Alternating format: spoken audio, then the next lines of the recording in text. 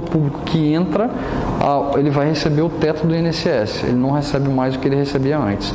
Aí, se ele quiser, ele faz uma complementação em outro fundo de pensão que eles criaram público. Até onde vai isso também eu não sei. É porque o nosso INSS ele não tem mais capacidade de pagar. Ou seja, o governo fez tanta besteira com o dinheiro do INSS que o INSS gera de remuneração sobre o que está aplicado lá dentro não é suficiente para pagar a quantidade de pessoas que estão aposentadas. Ou seja, aí ele tem um rombo na dívida interna. O que quer dizer isso? Eu tenho que pegar dinheiro de impostos e tributos e jogar para o INSS para pagar a aposentadoria daqueles que estão aposentados.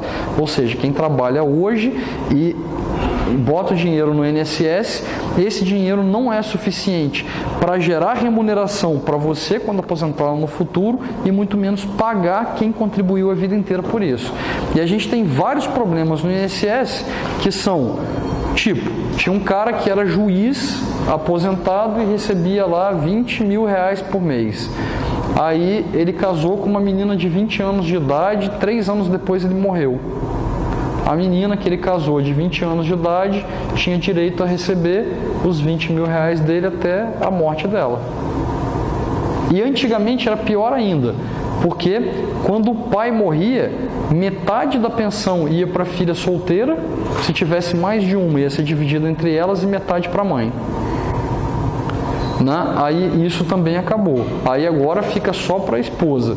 E aí tem uma nova regra agora, que se um velhinho gagá, aposentado no INSS, casar com uma menininha novinha, de 18 anos de idade, tem que ter pelo menos um prazo de, não sei se são 10 anos de casado, para que ela tenha esse direito. Se for uma coisa muito breve, ela já não tem mais esse direito. Porque estava acontecendo muito de as pessoas casarem simplesmente para receber a aposentadoria da outra pessoa que estava para morrer.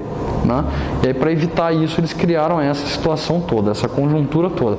Então, quer dizer, são medidas para tentar resolver esses problemas. Inclusive, prazos agora para a gente aposentar. Quem está com 20 anos de idade pode esperar, deve trabalhar até os 80 para aposentar.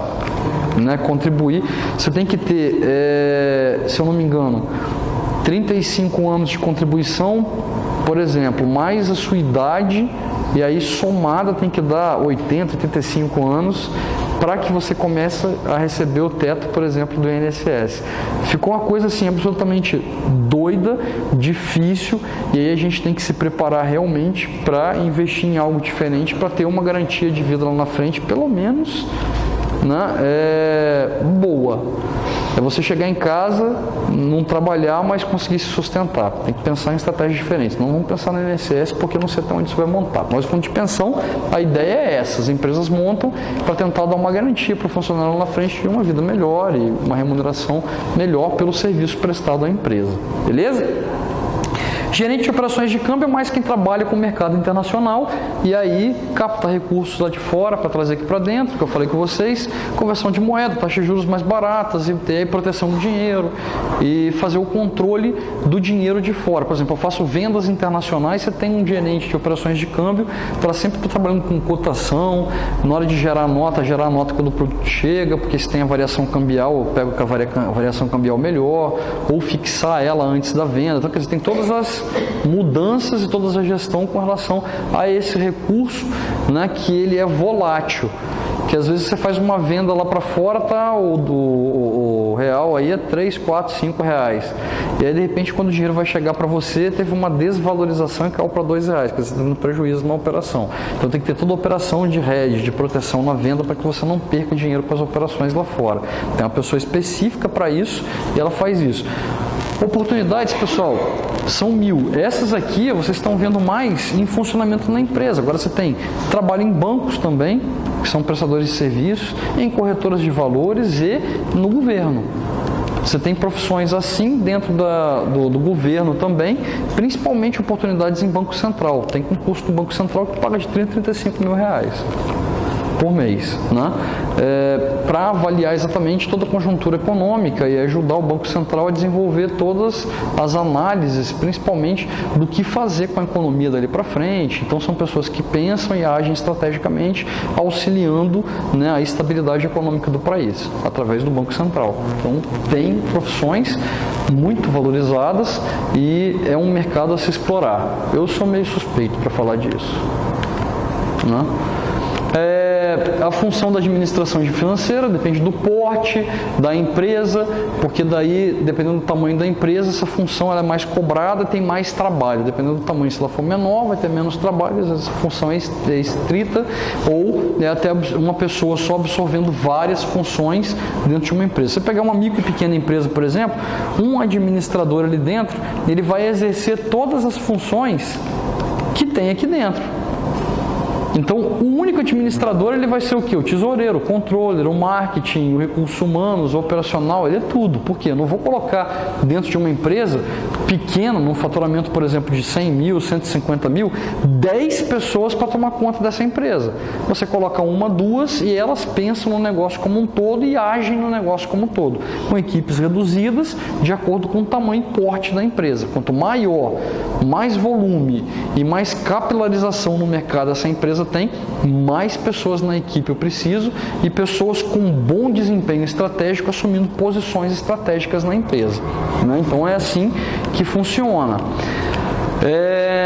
Nas pequenas empresas, a função geralmente é desempenhada pelo departamento de contabilidade, se tiver um departamento de contabilidade, porque dependendo do tamanho, a contabilidade é externa à empresa. Aí você não tem um setor de contabilidade, você tem o quê? Um fiscal do governo nas contas da empresa. Normalmente é isso que um setor de contabilidade externo à empresa ele é. O que ele faz? Você manda todas as notas fiscais, manda todos os funcionários que você tem, e o que eles fazem? Mandam para você boletos de impostos para você pagar. E aí? Aí ele manda para você os relatórios contábeis, tanto as demonstrações quanto os livros, mas ele fica ali sempre controlando o que você faz de pagamentos de impostos ou não. Ele cobra que você tenha o quê? Que você tenha, né, pontualidade nesses pagamentos, porque caso você fique inadimplente com o governo, aí a auditoria do governo sobre o escritório de contabilidade pode multar o escritório de contabilidade, assim como a empresa. Então ele tem que estar sempre informando, você está devendo, você tem que fazer. E quando fica grande, ainda propor refis, refinanciamentos, tudo mais, tanto do INSS, quanto do PIS, COFINS, contribuição social, imposto de renda, todos os impostos gerados, né, para a empresa. Então, quando a contabilidade ela é externa, ele faz isso, por exemplo, de 100 empresas. Aí você não tem o que dentro da sua empresa? Você não tem a contabilidade gerencial. Esse é o grande problema dos escritórios de contabilidade que atuam em pequenas empresas, micro e pequenas empresas. Eles não trabalham de forma gerencial. Ou seja, eu tenho a informação de que sua empresa está indo mal, eu sento com você e falo, a gente precisa mudar isso, a gente precisa fazer isso, tem que pensar no negócio. Então a gente não tem a contabilidade gerencial. A gente tem apenas a contabilização do histórico da empresa e a geração de impostos para as empresas pagarem, ok? Então, quanto menor a empresa, mais difícil é para o seu crescimento se ela não tem pessoas que pensam, administradores que pensam e informações fiéis e gerenciais para o negócio, ok? À medida que a empresa cresce, a função financeira se torna em um departamento separado. Vai crescendo, eu preciso de mais pessoas e eu preciso ter mais controles. A gente vai departamentalizando a empresa, diretamente ligado ao presidente da empresa, com supervisão do diretor financeiro, e aí vai crescendo, mais pessoas e estrategicamente pessoas boas em cargos de decisão na empresa. Relação com a teoria econômica. Então a gente vai ter agora aqui, ali foi uma visão geral do que a gente vai falar, como vai falar e qual é a função da administração financeira e do administrador financeiro na empresa. A gente vai fazer uma relação agora entre economia, contabilidade e administração financeira. Como que essas três áreas elas se integram e como uma influencia a outra, né? E as duas, tanto a teoria econômica quanto a contabilidade, influenciam a administração financeira.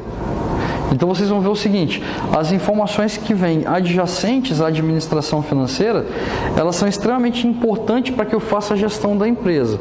Então, ou seja, a contabilidade ela vai trabalhar com algumas informações e a economia com outra. E a administração ela tem que pegar todas essas informações e transformar isso em decisão. É isso que a gente vai trabalhar aqui. A relação com a teoria econômica, né? O campo das finanças será intimamente relacionado à economia. Muitas vezes as finanças são chamadas de economia financeira. Pode ser? Pode, né? Macroeconomicamente falando, a gente tem essa posição.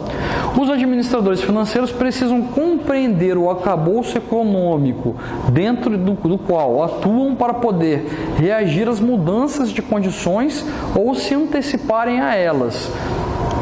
No fringir aqui, né, das ideias da economia dentro da administração financeira, o que a gente pode pegar?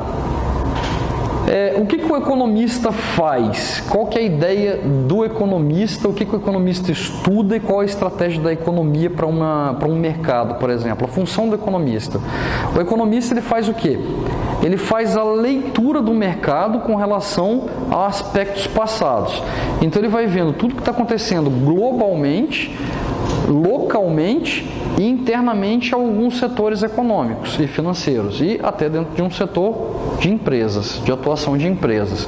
E aí ele faz o quê? Ele faz a predição das possibilidades futuras de otimismo ou pessimismo para as empresas e para as pessoas.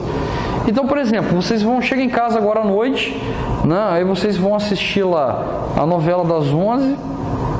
Depois da novela das 11 vem o jornal. Não, como é?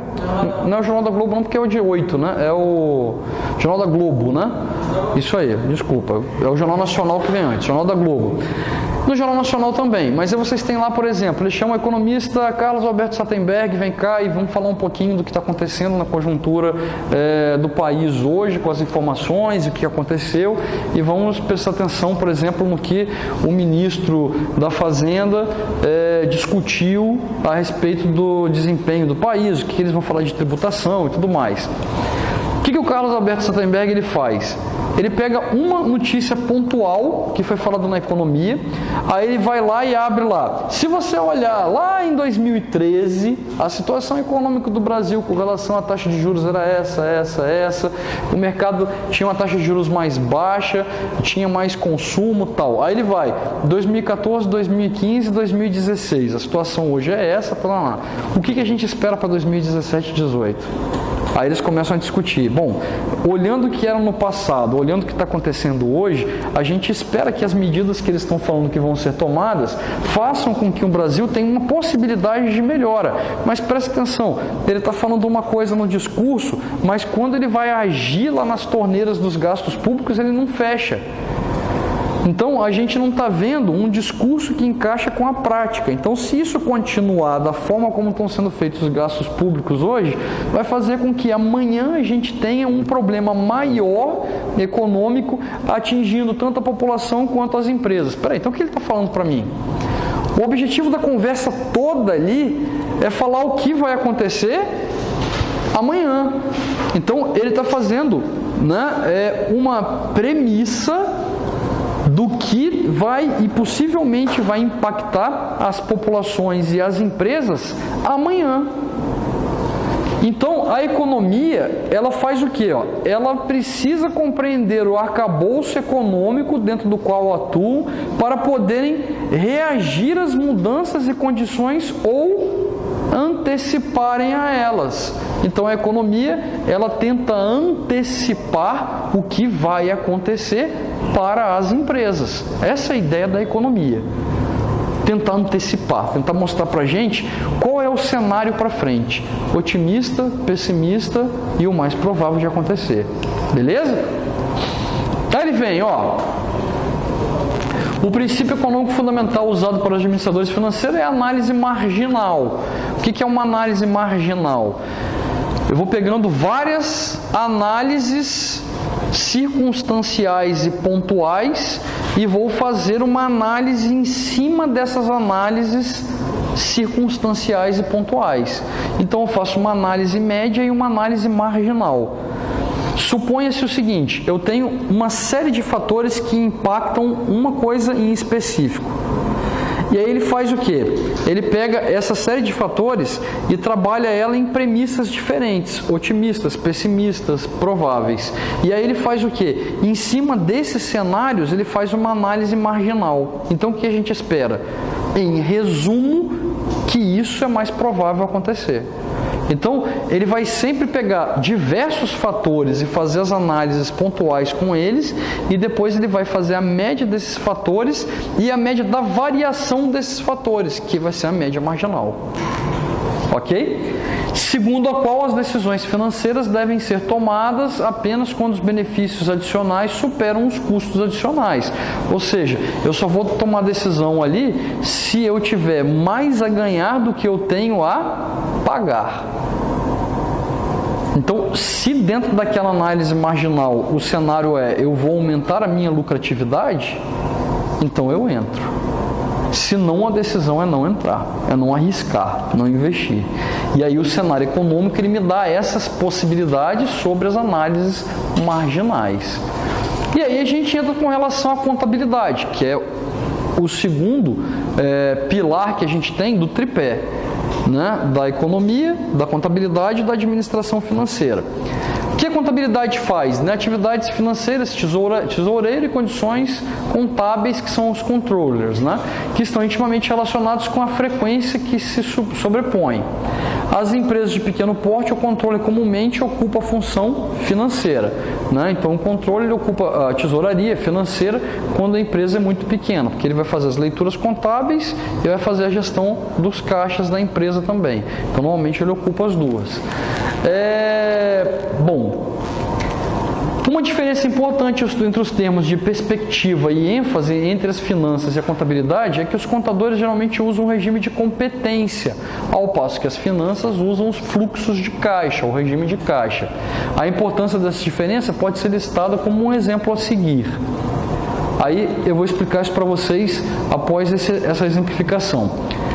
Essas foram as atividades da Nassau Corporation no ano passado. Vamos lá, vendas 100 mil em um iate vendido 100% a receber. Ou seja, eu vendi um iate totalmente financiado, não recebi nada. Ok? Como eu vou receber ele? Sei lá, 30, 60, 180 e vai embora. 90, 180, vai embora. Não recebi nada à vista. Os custos, o iate que eu comprei e vendi, ele foi de 80 mil reais, pagos integralmente ao fornecedor. Ou seja, eu comprei um iate de 80 mil reais e paguei à vista integralmente ao fornecedor, e na hora que eu fui vender ele para o cliente, eu financiei ele para o cliente. Não recebi nada. Ok? Eu tenho só a receber. Beleza? Compare as diferenças em termos de desempenho entre o regime de competência e o regime de caixa, que é o fluxo de caixa. Se você olhar, a gente tem aqui o regime de competência. Esse é o contador fazendo a avaliação do negócio. Vendeu 100 mil reais, teve um custo de 80 mil, então ele teve um lucro de 20. Fluxo de caixa, regime de caixa, quem faz isso é o administrador financeiro. Quanto ele recebeu? Nada. Quanto ele pagou? 80. Então ele está tendo um prejuízo de 80. Por que ele faz isso? Porque no caixa não tem dinheiro. Pensa no seguinte, se eu viro para o dono da empresa e falo o seguinte, cara, olha só, você pegou o seu iate, vendeu por 100 mil, tem 20 mil no caixa. Aí o cara, bacana, vou usar esses 20 mil para comprar outra coisa. Isso o contador está falando para ele. Aí ele fala, beleza, vou comprar. Quando chega no administrador financeiro, ele fala assim, meu amigo, você não recebeu nada, você pagou 80, você não tem dinheiro no caixa. Tem que repor os 80 no caixa. O que acontece com esses 100 mil? Isso aqui é uma fonte de recebimento duvidosa. Ok? Enquanto ele não está na minha mão, eu não sei se ele vem. Beleza, estou querendo dizer? E se o cara ficar inadimplente? E se ele não pagar os cheques? Ok? Eu vou ter um prejuízo de 80 até que esse dinheiro entre no meu caixa. Então, peraí. A perspectiva do cara que está fazendo uma avaliação contábil da empresa é de que entrou 100, paguei 80, eu tenho sobra de 20. Ele está trabalhando o que aqui? Notas fiscais. Fiz uma nota fiscal de venda de 100 mil. Ah, mas foi a prazo, não importa, você não vendeu? É 100 mil que entrou para a nota fiscal. Saiu quanto? 80 mil nota fiscal de compra. Sobrou quanto? 20 mil. A contabilidade ela vai fazer assim. Ok? Pega a nota fiscal e faz o registro diário. E a finanças? Não bateu 100 mil no meu caixa. Ok? Não bateu. É recebimento duvidoso. E aí eu tenho que esperar ir batendo aqui dentro para eu ir fazendo o fluxo de caixa. Então essa é a diferença da administração do fluxo de caixa para a administração contábil da empresa. A contabilidade, ela trabalha com dados passados. Como assim, professor? Eu emiti uma nota fiscal e depois eu mandei para a contabilidade. É dado passado. Contabilidade vem de contar. Quem conta, conta algo que já está ali para ser contado. Então a contabilidade vive de dados passados. O que está acontecendo com a empresa hoje não chegou na contabilidade ainda. Se eu vendi R$1 milhão hoje, a contabilidade não tem essa informação ainda. Eu preciso passar isso para o escritório de contabilidade. Ela monta demonstrações de acordo com dados passados. Espera aí, a gente está em que trimestre do ano? A gente está no terceiro trimestre. A contabilidade está fechando os relatórios do segundo trimestre. Ela está fechando e entregando os relatórios do segundo trimestre. Olha o que eu estou querendo dizer? Então, ela trabalha com dados passados. Então, a gente está trabalhando com algumas premissas aqui que são diferentes. Espera aí. A contabilidade, ela analisa dados passados. Então, tudo que eu quero saber historicamente da minha empresa, é só abrir os relatórios contábeis que eu consigo analisar essa empresa. Verdade? Verdade. Ela tem todos os dados, desde quando ela foi fundada até hoje. Hoje, entre aspas, né? Até as últimas informações que eu passei para ela. E a economia? Trabalha com informações futuras. Ela vai me predizer o que pode acontecer. Ela vai me sinalizar quais são os indicadores hoje, o que vai acontecer no futuro. Ela vai me dar perspectivas futuras. E aonde cai a administração? Ela junta os dois para tomar a decisão no presente. A função do administrador é usar o que a economia fala lá na frente com os dados do que eu tenho da empresa no passado, para tomar a decisão no presente. Então quem dá o rumo para a empresa é o administrador. Porque se ele toma uma decisão errada, a responsabilidade é de quem? É da contabilidade? Não. É da economia? Não. A responsabilidade é do administrador financeiro, porque ele tomou a decisão baseado nas informações futuras e nos dados passados, na economia e na contabilidade. Aí, através dessas informações é que ele toma a decisão hoje. Então, essa é a relação entre o tripé de informações e de decisões envolvendo a empresa. Então, eu preciso da economia, assim como eu preciso da contabilidade para tomar as decisões hoje. Qual das três é mais importante? Nenhuma das três. Nenhuma das três. As três são importantes, porque se eu não tenho dados futuros, eu não consigo tomar decisão hoje. Se eu não tenho dados passados, eu não consigo tomar decisão hoje. E se eu não tomar decisão hoje, eu não tenho nem futuro e nem passado para essa empresa. Beleza? Então, quer dizer, as três têm que trabalhar em conjunto para que a empresa funcione. Então, essa é a relação entre contabilidade, né, economia e administração financeira. Finanças e contabilidade também diferem no que diz respeito à tomada de decisão. Enquanto a contabilidade se preocupa basicamente com a coleta e apresentação dos dados financeiros, o administrador financeiro se interessa principalmente pela análise e interpretações das informações para fins de tomada de decisão. O administrador financeiro usa esses dados como ferramenta básica para a tomada de decisão com relação a aspectos financeiros da empresa. Ou seja, eu preciso da contabilidade para tomar decisão e preciso da economia para tomar decisão. Essa é a ideia, né? Atividades básicas do administrador financeiro, dentro do balanço patrimonial, no ativo, tomar decisões, e no passivo, tomar decisões financeiras, né? Aqui de financiamento financeiras, aqui de investimento, aplicação. Então a função básica do administrador é essa: aonde pegar, quanto pegar e quando pagar, e aonde investir, quanto eu vou ganhar e quanto eu vou remunerar. Decisões de investimento. E é essas decisões que eles tomam diariamente. O que eu preciso, quanto eu gero. E a diferença das duas é lucro. Né? É fazer gestão nitidamente dos resultados da empresa. Valor econômico adicionado é o EVA. O EVA, ele vai tratar da geração de riqueza das empresas.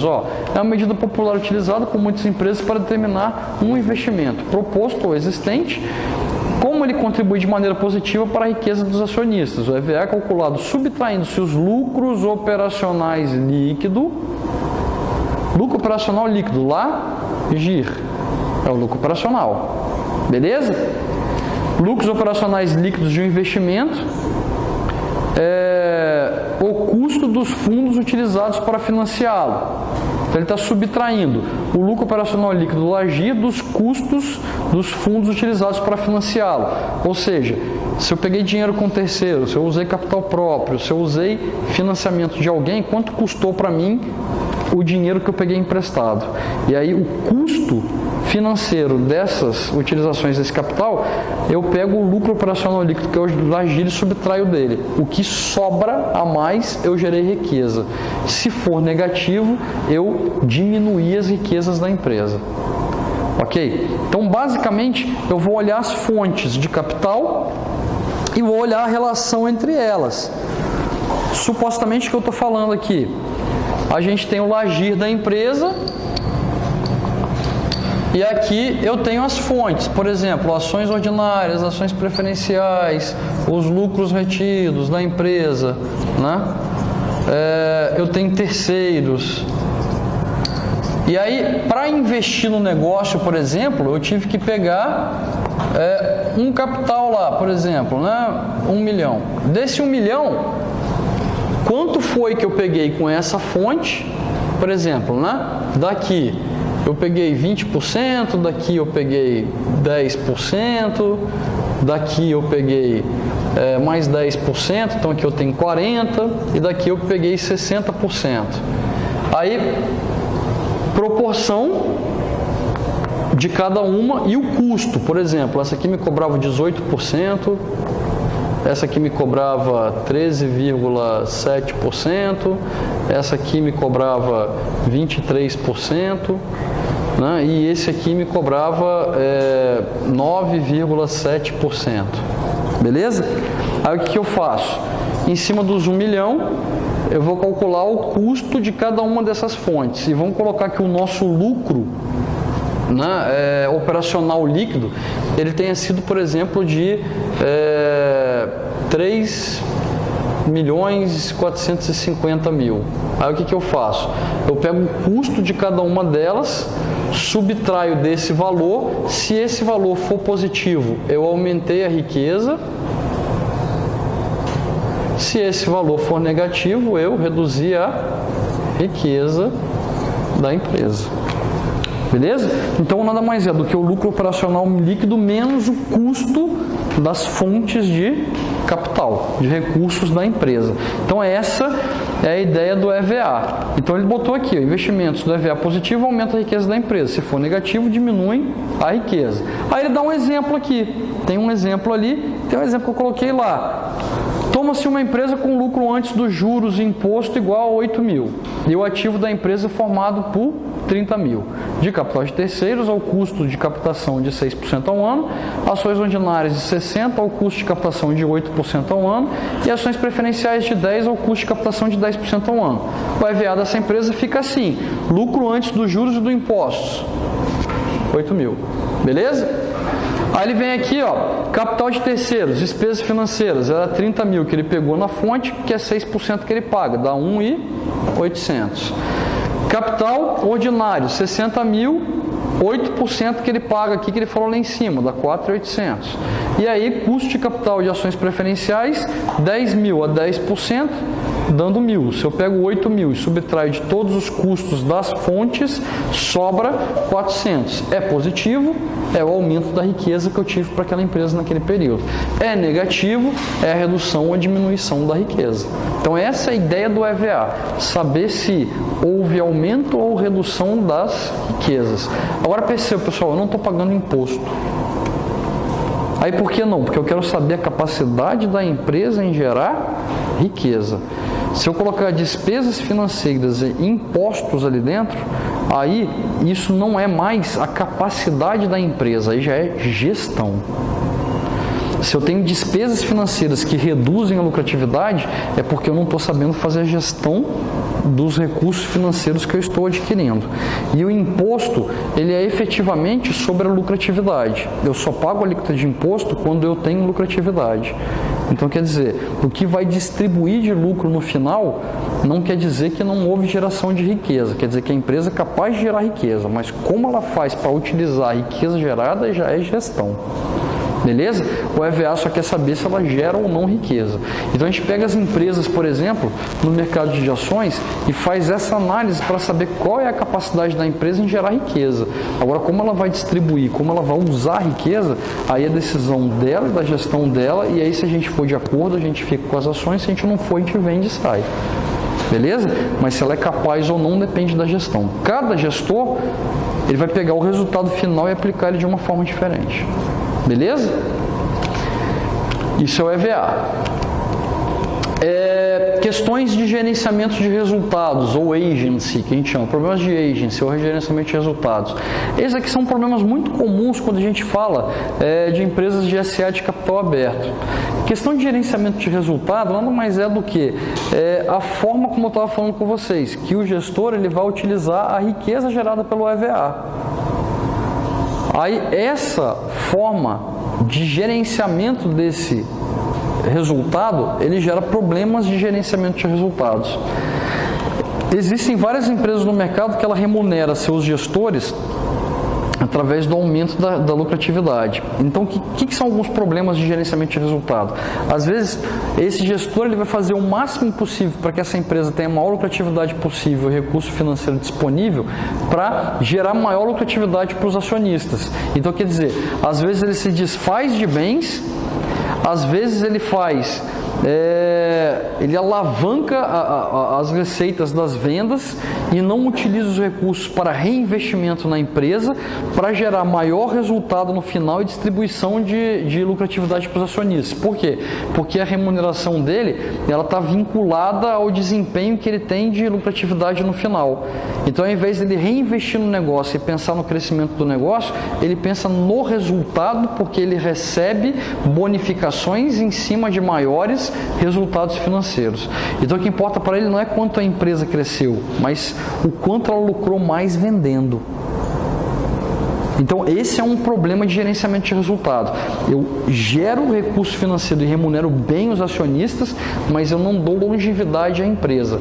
Outro problema de gerenciamento de resultado é o contrário. É aquele cara que não dá lucratividade aos acionistas nenhuma, mas ele pega todo o dinheiro para reinvestir no negócio. Aí, esse gerenciamento de resultado ele é desfavorável ao acionista. Por quê? Porque quando ele investe, ele espera ter resultado financeiro. Se você não dá resultado financeiro nenhum, você deixa esses caras insatisfeitos. Quando você faz isso, o que o cara faz? Ele vende a ação e sai da empresa. Aí as empresas que têm menos ações e são menos avaliadas, não com relação ao patrimônio ou desempenho da empresa, mas como má pagadora de dividendos, ela tem menos interessados em compra dessa empresa no mercado. Aí o que acontece isso? Quando ela precisa captar novos recursos, ninguém compra as novas ações, porque ela não é boa pagadora de dividendos. Quem que vai comprar uma ação de uma empresa que não quer pagar dividendos? Ninguém. Beleza? Só quem quer especular. Aí você tem outro problema de gerenciamento de resultado, né? Então a gente tem que minimizar esses impactos. E aí a gente tem que avaliar isso, e a única forma da gente minimizar é quando a gente trabalha com transparência e governança corporativa. Então, quando a gente entra com governança corporativa, a gente tenta deixar as informações mais claras e as decisões dos presidentes e CEOs dessas empresas mais transparentes possíveis, para que o mercado saiba exatamente o que está acontecendo dentro dessas empresas. E aí ele não seja capturado por um problema de gerenciamento de resultados, que inclusive é o que acontece quando a gente vê assim, as empresas que são com relatórios muito fechados, na maioria das vezes eles fazem coisa lá dentro que o mercado não sabe. E aí quando acontece já com um problema pronto. Então a transparência evita que isso aconteça e torna a empresa mais transparente e viável para quem investe nela. Eu queria uma dúvida na situação logística. Caso fosse negativo, de onde eu iria pegar esses recursos para pagar as empresas? Isso aí, caso aqui for negativo, significa dizer que ela usou aquele dinheiro, mas ele não conseguiu gerar resultado. Quer dizer, eu usei isso na minha parte operacional, porque toda a parte que vem antes no DRE é receita de